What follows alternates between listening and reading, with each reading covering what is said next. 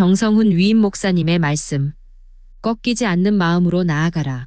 사도행전 15장 36절에서 41절 말씀. 36절. 며칠 후에 바울이 바나바더러 말하되 우리가 주의 말씀을 전한 각 성으로 다시 가서 형제들이 어떠한가 방문하자 하고. 37절. 바나바는 마가라 하는 요한도 데리고 가고자 하나. 38절. 바울은 밤빌리아에서 자기들을 떠나 함께 일하러 가지 아니한 자를 데리고 가는 것이 옳지 않다 하여. 39절. 서로 심히 다투어 피차 갈라서니 바나바는 마가를 데리고 배 타고 구브로로 가고. 40절. 바울은 실라를 택한 후에 형제들에게 주의 은혜에 부탁함을 받고 떠나. 41절. 수리아와 길리기아로 다니며 교회들을 견고하게 하니라. 아멘. 지난 2022년 카타르에서 열린 월드컵 축구대회에서 우리나라를 대표하는 국가대표 선수들이 선전을 다짐하면서 외친 구호가 하나 있습니다. 바로 중꺾마입니다. 중요한 것은 꺾이지 않는 마음이다. 이 말을 줄인 말을 그 당시 전 국민이 연호하면서 응원했던 적이 있습니다. 이 구호는 16강 진출을 앞두고 정말 피 터지는 그런 경쟁 구도가 만들어졌을 때 온 국민이 16강에 진출하기를 염원하면서 외친 그런 구호이기도 합니다. 우리가 무슨 일을 하든지 꺾이지 않는 마음을 가지는 것은 매우 중요합니다. 일단 마음이 꺾이면 그 다음부터는 의욕을 상실해 버리기 때문에 시리와 낙심에 빠져 주저앉아 버릴 수가 있습니다. 무슨 일을 성공적으로 우리가 해나가기 위해서 반드시 가져야 될 것이 있다면 그것은 바로 꺾이지 않는 마음이라고 할 수 있습니다. 우리 한번 서로 옆에 분들하고 인사하시면서 꺾이지 않는 마음으로 승리하며 살아갑시다. 인사하시고 교제하시기 바랍니다. 꺾이지 않는 마음으로 승리하며 살아가시기 바랍니다. 꺾이지 않는 마음, 이 마음이 있어야 우리는 어떤 환난과 시련을 만나더라도 겁내지 않고 두려워하지 않고 담대하게 싸우며 나아갈 수가 있는 것입니다. 신앙생활도 마찬가지입니다. 신앙생활은 가만히 있는다고 해서 저절로 이루어지는 것이 아닙니다. 신앙생활을 제대로 하기 위해서는 많은 시험도 따르고 시련도 따르고 고난도 따릅니다. 이런 속에서 꺾이지 않는 마음을 가지고 살아갈 때 비로소 우리는 믿음의 승리자로 우뚝 설 수가 있는 것입니다. 그러나 우리가 꺾이지 않는 마음을 가지고 살기는 원하나 우리의 현실은 그렇지 않다는 데 문제가 있습니다. 우리의 마음을 인정사정 보지 않고 꺾어버리는 이러한 일들이 얼마나 자주 일어나고 있는 것입니까? 주위만 둘러봐도 마음이 꺾여 상처를 입을 대로 입고 시련과 낙담에 빠져 살아가는 사람들이 있습니다. 성경에 보면 마음이 꺾인 채 선교 여행을 중단하고 포기해버린 한 사람이 등장합니다. 바로 마가라고 하는 인물입니다. 사도행전 13장 13절 말씀을 읽어보면 이 마가라고 하는 요한이 밤빌리아에서 그 사역을 중단해버리고 그곳에서 떠나서 자기의 고향인 예루살렘으로 돌아갔다라고 기록하고 있습니다. 왜 사역을 중단하고 포기해버리고 떠났는지에 대해서는 그 이유를 얘기하고 있지 않습니다. 물론 여러 가지 추측이 있습니다만은 어느 것이 옳다 아니다라고 말하기가 어렵다는 것입니다. 왜냐하면 성경 어디에도 그 이유가 무엇인지에 대해서 언급하고 있지 않기 때문입니다. 그가 어떤 이유에서 떠났는지는 정확히 알 수 없지만 한 가지 분명한 것은 사역을 중단하고 포기해버리고 시리에 차서 자기의 고향으로 돌아갔다는 것입니다. 왜 그랬을까요? 사명감이 부족했기 때문이라고 할 수 있습니다. 무슨 일을 하더라도 사명감을 가지고 일하는 것과 그렇지 않은 것에는 큰 차이가 있습니다. 사명감이 있는 사람은 어떤 난관이 부딪혀도 그 난관을 뚫고 나갑니다. 담대하게 도전하면서 그 고비를 이기고 극복하고 나가기 위해서 최선을 다하게 됩니다. 그러나 사명감이 없는 사람은 일을 하다가 힘들면 그만둡니다. 사명감이 없기 때문에 구태여 열심히 일할 필요를 느끼지 못한 채 저 현상 유지에 만족하며 살아갈 뿐입니다. 이런 사람들에게는 더 위대한 역사가 만들어질 수 없다라고 하는 것입니다. 불타는 사명감이 있느냐 없느냐, 주님의 일을 하는 데 있어서도 사명감을 가지고 일하느냐 아니면 그저 마지못해 하느냐, 무슨 차이가 있겠습니까? 당연히 마지못해 하는 것은 그 일의 결과가 신통치 않다라고 말할 수 있을 것입니다. 얼마나 일을 잘하느냐, 뛰어나게 하느냐가 중요한 것이 아니라 사명감을 가지고 일하느냐가 중요한 것입니다. 마가는 선교에 대한 열정도 있었고 그리고 관심도 누구 못지 않았습니다. 그런데 한 가지 부족한 것이 있었습니다. 그것은 사명감입니다. 그런 바울과 바나바의 수행원 자격으로 선교 여행을 떠납니다. 13장 5절에 보면 마가를 수행원이라고 부르고 있습니다. 이 수행원이라고 하는 것은 쉽게 말해서 조력자로 데리고 갔다라는 것입니다. 심부름하면서 바울과 바나바가 선교 사역을 집중적으로 할 수 있도록 뒤에서 뒷바라지하는 그러한 역할을 하는 사람을 가리킵니다. 그의 역할은 바울과 바나바가 맡고 있는 역할에 비해서 그렇게 두각을 나타낼 수 없는 위치에 있었다라고 할 수 있습니다. 따라서 그의 사명감은 바울과 바나바에 비해서 현저히 뒤떨어지지 않았을까 능히 짐작할 수가 있습니다. 그는 바나바와 친척 관계입니다. 다시 말씀드리면 바나바의 생질이라고 하는 것입니다. 조카와 삼촌 관계 속에서 그들은 서로 선교 사역을 위해 협력하고 있는 것입니다. 마가는 예루살렘 사람입니다. 예루살렘에서 나서 자라고 거기서 교육을 받고 그곳에서 주님을 섬긴 사람입니다. 그런데 어찌된 셈인지 바나바가 안디옥으로 파송되오자 그 뒤를 따라서 안디옥으로 건너옵니다.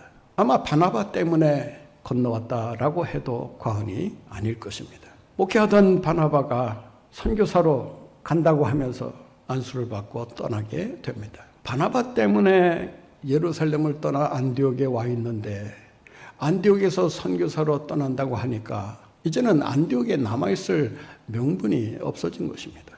삼촌인 바나바가 안디옥을 목회할 때는 그 바나바의 이 그늘 아래에서 나름대로 대우를 받으면서 잘 지낼 수 있었을 것입니다. 그러나 바나바가 선교사로 떠나는 마당에 이제 더 이상 그곳에 머물 수가 없었던 것입니다. 그래서 선교사로 자청을 하고 바울과 바나바와 함께 선교 여행을 떠나게 된 것입니다. 1차 선교 여행의 중요성이 얼마나 큰가를 마가가 알았더라면 아마 자기가 받은 사명이 무엇인가에 대해서 좀 더 깊이 생각을 했을 것입니다. 그런데 1차 선교 여행이 얼마나 중요한가를 알지 못했기 때문에 그는 중도에서 그만 선교 여행을 포기하고 돌아서게 되었던 것입니다. 이들이 처음 간 곳이 구브로 섬입니다. 오늘날의 사이프러스라고 하는 섬을 가리키는데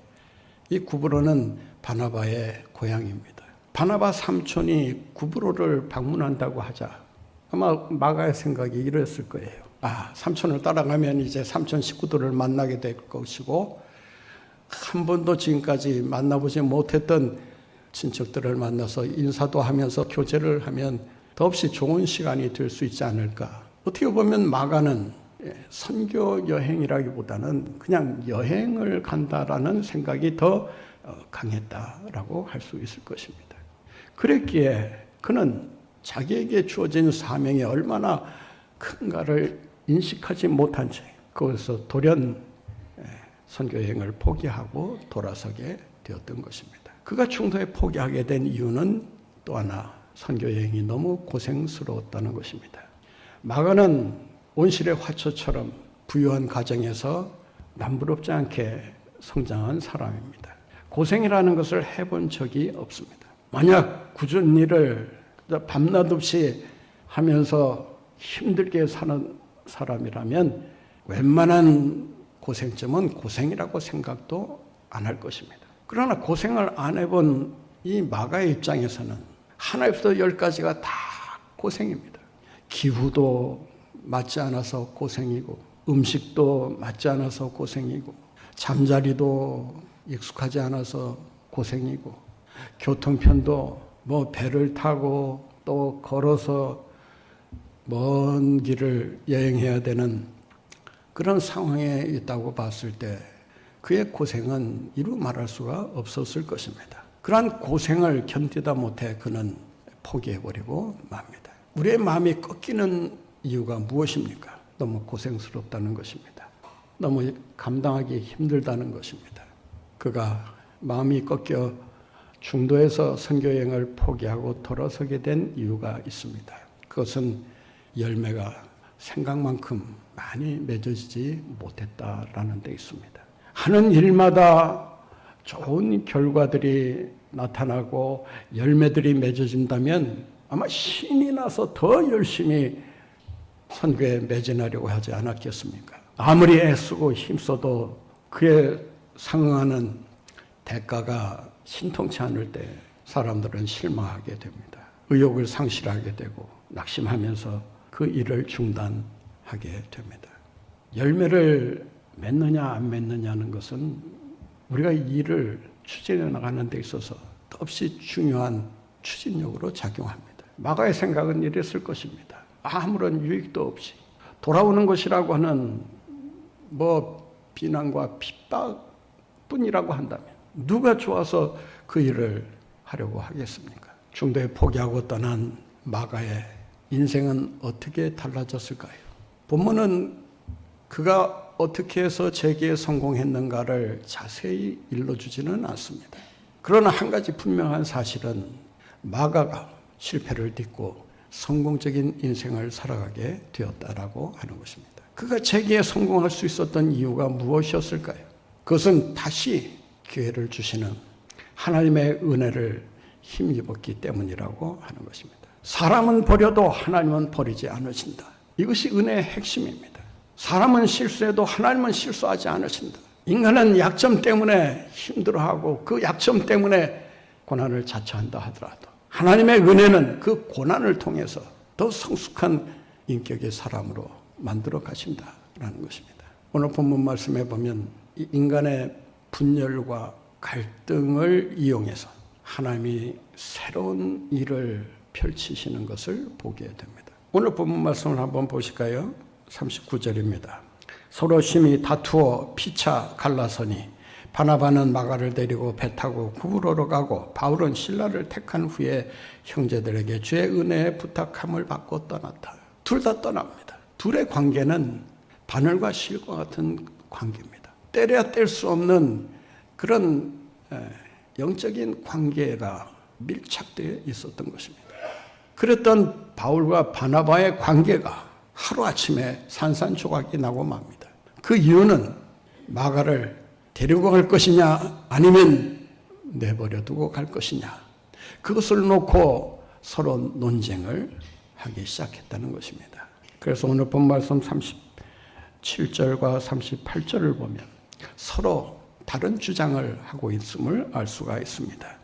바나바는 마가라 하는 요한도 데리고 가자 하나 바울은 밤빌리아에서 자기들을 떠나 함께 일하러 가지 아니한 자를 데리고 가는 것은 옳지 않다. 바나바는 마가를 두둔하는 입장에서 마가를 데리고 가자라고 바울에게 청을 합니다. 그런데 바울은 바나바와는 달리 그 어렵고 힘들 때 우리를 버려두고 떠난 저 비겁한 사람을 어떻게 다시 우리가 데리고 가야 하느냐? 저 사람은 우리에게 있어서 불필요한 사람이다. 저 사람이 계속 간다 온다 이러면서 우리를 힘들게 하면 우리의 사역이 점점 힘들어지지 않겠느냐. 한번 실패한 마가를 다시는 써서는 안 된다고 말하면서 거절을 합니다. 여러분이라면 누구의 입장에서 지지를 하시겠습니까? 바나바의 말도 옳고 바울의 말도 옳습니다. 일을 위해서는 이를 위해서는 바울의 주장이 정확합니다.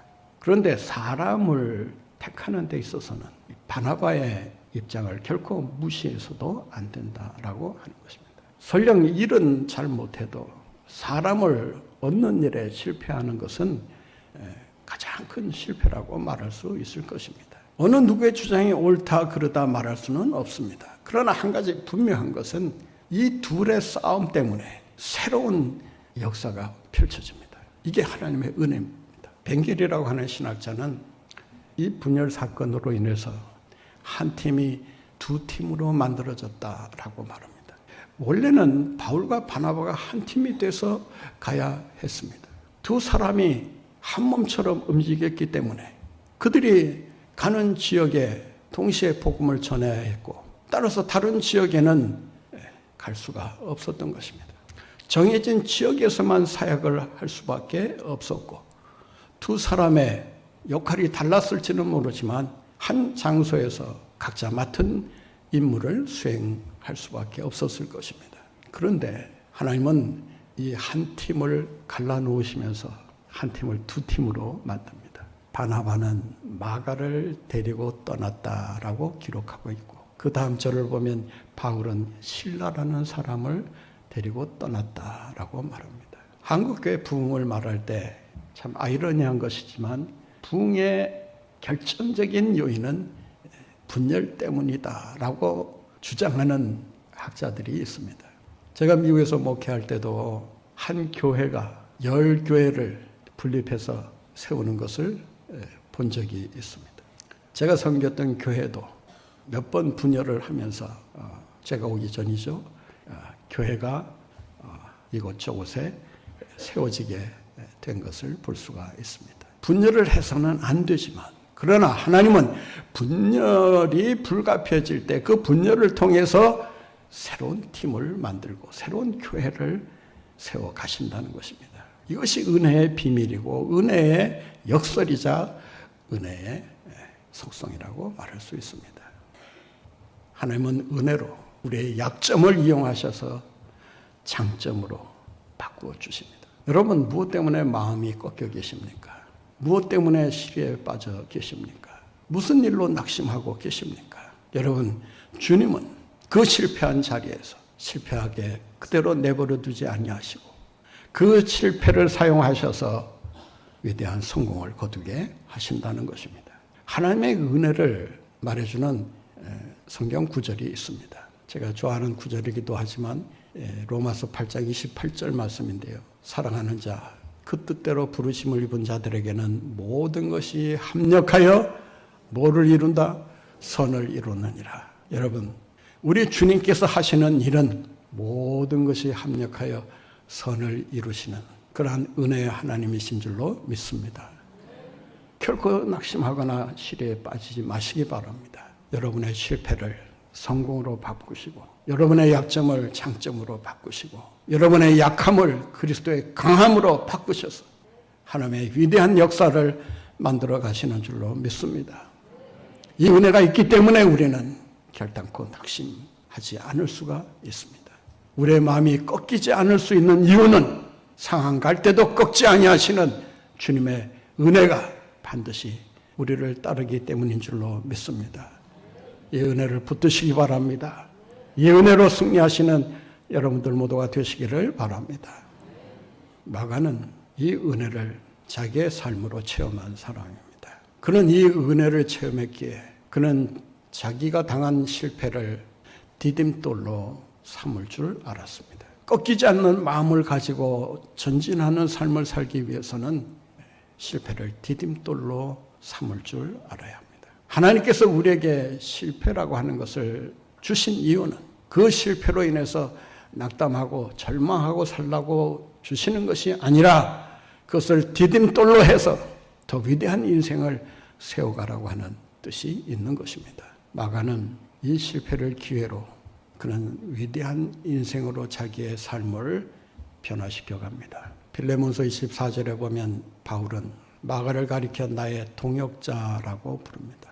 디모데후서 4장 11절 말씀에 보면 디모데에게 부탁하면서 네가 나에게 올 때 마가를 데리고 오라. 저가 내 일에 유익한 자라고 하면서 마가가 자기의 사역에 있어서 없어서는 안 될 소중한 사람이라는 것을 인정하고 있었던 것입니다. 골로새서 4장 10절 말씀에 보면 나와 함께 갇힌 자 된 아리스바고와 마가 두 사람에게 문안을 하면서 마가에 대해서 이렇게 말합니다. 성경에 보면 괄호를 쳐놓고 마가를 이렇게 얘기합니다.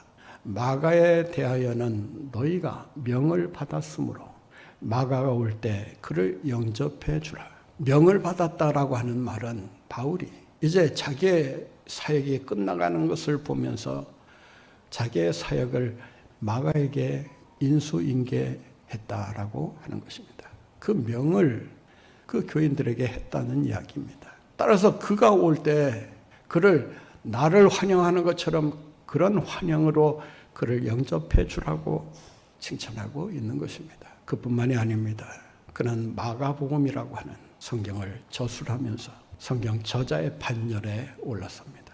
이러한 위대한 인생이 어떻게 가능했을까요? 그는 자기의 실패를 실패로 받아들이지 않고 그 실패를 디딤돌로 해서 다시금 하나님의 뜻을 이루어가는 그러한 위대한 삶을 살았다고 하는 것입니다. 그가 재기에 성공할 수 있었던 또 하나의 이유가 있습니다. 그것은 삼촌 바나바의 격려 때문이라고 할 수 있습니다. 오늘 본문에 보면 마가는 바나바의 손에 이끌려 새로운 선교지를 향해 떠납니다. 바울은 바울대로 신라라고 하는 사람을 데리고 떠납니다. 만약 바울의 주장에 대해서 바나바도 그래 아쉽긴 하지만 당신 말이 옳을 것 같아. 저 조카는 나하고 인척관계이긴 하지만 인척관계로 일하는 건 아니지 않느냐. 제가 아직 철이 없기 때문에 난데없이 엉뚱한 일을 할지도 몰라. 그러니 데리고 가지 않는 것이 좋을 것 같아. 라고 만약 했다면 마가는 영영 재기할 기회를 잃어버린 채 아마 불행한 결말을 맞이할 수밖에 없지 않았을까. 바나바는 바울과의 결별까지도 감수하면서 마가를 데리고 갑니다. 그 모습을 본 마가의 마음이 어땠을까요? 나를 끝까지 인정해 주는구나. 나를 지지해 주는구나. 바울과의 관계를 끊는다는 게 이게 보통 일입니까? 여러분 한번 생각해 보세요. 10수년을 같이 지난 사이 아닙니까? 바울이 가는데 바나바가 가고 바나바가 가는데 바울이 가는, 어떻게 보면 친구 사이라고 해도 이런 친한 친구가 없었을 거예요. 복음 전도를 위해서 의기투합을 하고 그 모든 어려운 힘든 과정을 헤쳐나온 사이가 아닙니까? 그럼에도 불구하고 바울과의 결별을 감수하면서 자기를 지지하고 응원해 줄 때 마가의 마음이 어떠했을까요? 참 삼촌이니까 내 편 들어주는구나. 마가는 바나바의 격려 때문에 다시금 재기할 기회를 얻게 되고 그 기회를 소중히 여기면서 최선을 다하게 됩니다. 여러분, 누가 행복한 사람인지 아십니까? 자기가 힘들고 어려울 때 자기를 지지해주고 믿어주고 응원해주고 격려해주는 사람이 있는 사람이 행복한 사람입니다. 여러분, 우리가 다 마가가 될 수도 없고 바울이 될 수도 없고 바나바가 될 수 없습니다.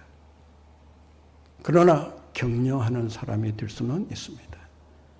여러분의 격려를 통해서 누군가 새로운 힘과 용기를 얻고 다시금 재기에 성공할 수 있다면 여러분은 격려자로서 위대한 인생을 살고 있다고 말할 수 있을 것입니다. 여러분 때문에 누가 힘과 용기를 얻고 다시 일어날 수 있게 되었다면 그처럼 복된 일이 어디 있겠습니까? 여러분 가정에서, 교회에서, 직장에서, 어디에서 무엇을 하든 바나바처럼 좋은 격려자가 되어서 그들을 위대한 하나님의 일꾼으로 세워가는 이러한 일의 계획에 쓰임받는 여러분들 모두가 되시기를 바랍니다. 마가는 하나님의 은혜를 알았습니다. 실패를 딛고 그 실패를 디딤돌로 삼아 성공하는 비결을 배웠습니다. 그는 바나바의 격려를 힘입고 자기의 인생을 새롭게 살기 시작을 한 것입니다. 그래서 망치라는 이 뜻을 가진 마가라는 이름이 그 이름 그대로 망치처럼 요긴하게 쓰임받는 그런 인물이 되었다는 것을 기억하시고 여러분의 마음 꺾이지 말고 어떤 역경과 시련에도 굴하지 않고 계속해서 꺾이지 않는 마음으로 승리하며 살아가시는 여러분들 모두가 되시기를 바랍니다.